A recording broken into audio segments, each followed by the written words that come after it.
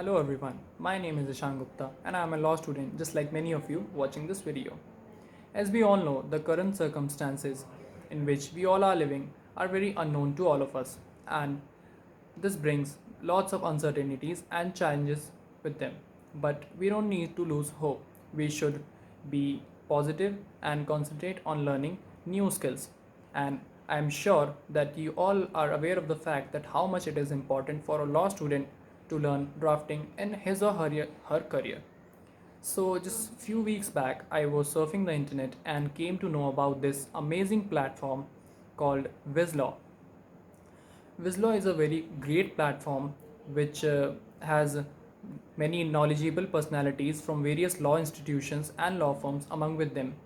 WizLaw is a very, I must say, helpful platform for all the law students who are very eager to learn and develop their skills on law.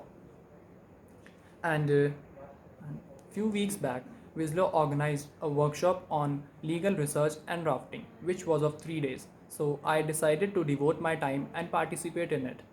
And from that, I have learned very much. Each day was full of excitement and knowledge.